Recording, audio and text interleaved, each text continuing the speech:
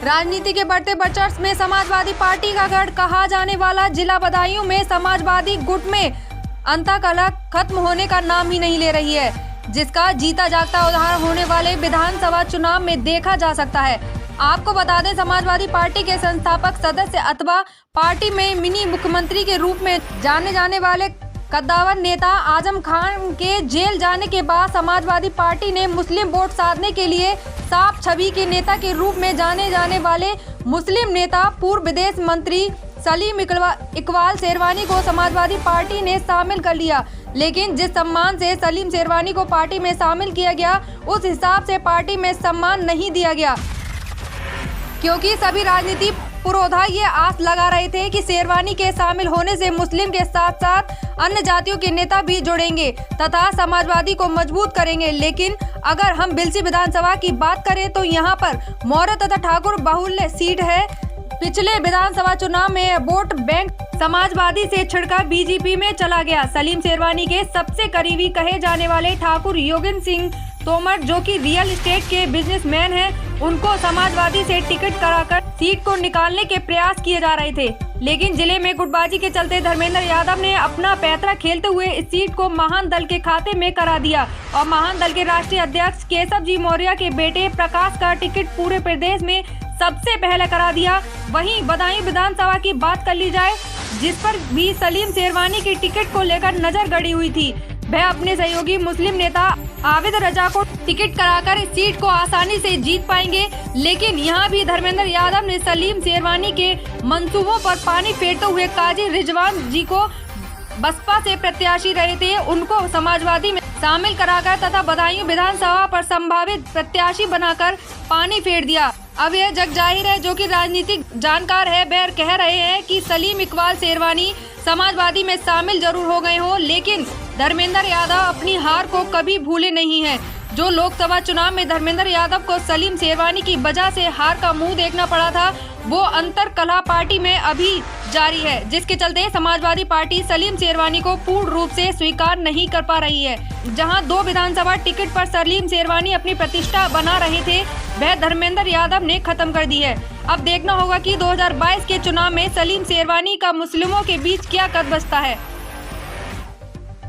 हालांकि सूत्रों से मिली जानकारी के अनुसार 3 टिकट के लिए सलीम शेरवानी ने जी तोड़ मेहनत की, पर तीनों टिकट पर सलीम शेरवानी धराशायी नजर होते दिखे। तो वहीं जब सलीम इकबाल शेरवानी मुस्लिम के बड़े नेता कहे जाते हैं, इधर पार्टी के अंतर कलह की वजह से क्या इकबाल शेरवानी को मुस्लिम बहुमत मिल सकेगा? मुस्लिम समुदाय इन्हें अपना नेता मानेगा?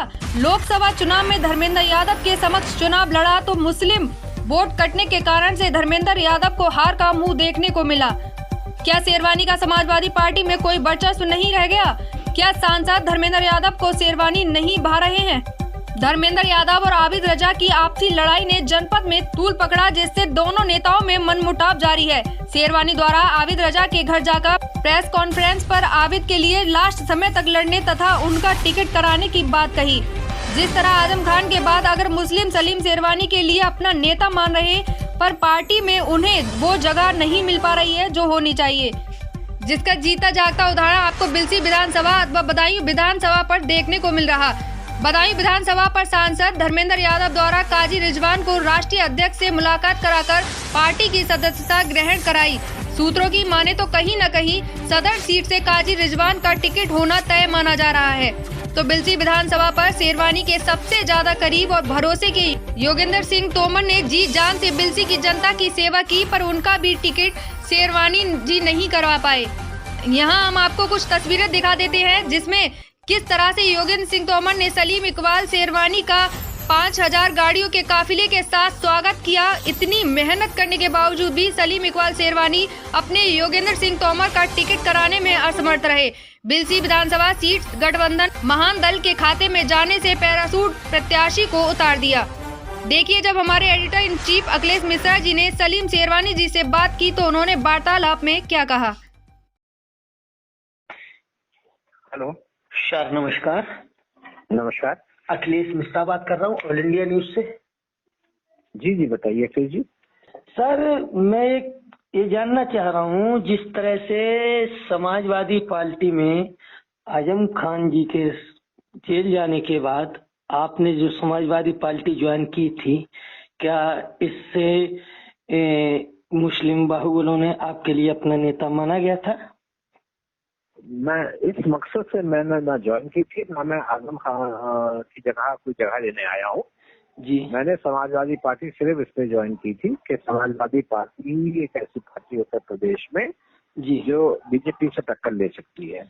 जी तो उस वक्त हम सबको उसकी मदद करनी चाहिए जो इस प्रदेश की खुशहाली चाहते हैं। जी मेरा ज्वाइन करना आजम खान साहब के जेल जाने से ना कोई मतलब है, ना कोई ताल्लुक है। आजम खान की जो जगह है वो समाजवादी पार्टी में बहुत बड़ी है। जी वो समाजवादी पार्टी के उन मेंबरान में से हैं जिन्होंने समाजवादी पार्टी की बुनियाद रखी थी। जी तो उनको की जगह कोई ले भी नहीं सकता है।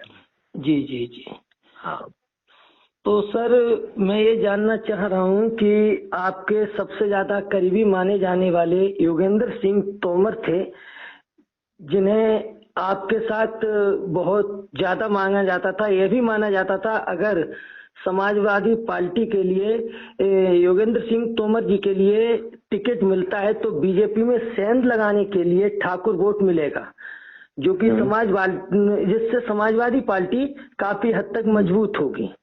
जी नहीं तो आप क्या जानना चाहते हैं? तो इनके द्वारा मैं जानना चाह रहा हूँ कि इनके लिए टिकट, आपके करीबी थे तो इनके टिकट अभी तक नहीं हुआ। टिकट देना मेरा, मैं नहीं हूँ कि मैं टिकट नहीं दे सकता हूँ। टिकट देना राष्ट्रीय अध्यक्ष करेंगे। मैं सिर्फ सिफारिश कर सकता हूँ जी, और जो भी फैसला है वो राष्ट्रीय अध्यक्ष का होगा जी। और जब कई पार्टियों से समझौता होता है तो समझौते में जो बिलसी की सीट थी वो महानदल को चली गई है। जी हाँ, तो अब मैं जो है वो इस मामले में, क्योंकि जब सीट चली गई है महानदल को, तो अब मैं महानदल को चुनाव लड़ाऊंगा।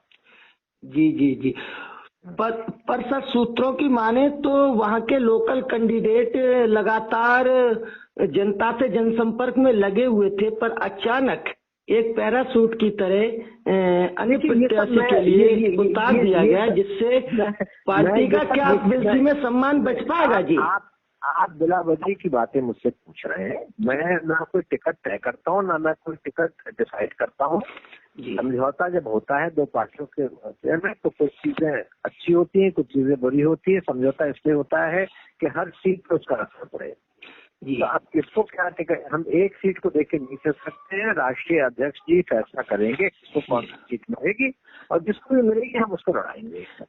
जी सर, एक सवाल और हाँ, मैं ये जानना चाहूंगा कि कुछ समय पूर्व जिले में एक मामला बहुत ज्यादा तूल पकड़ रहा था, जो कि आबिद रजा और माननीय सांसद धर्मेंद्र यादव जी के बीच जो जंग छिड़ी हुई थी।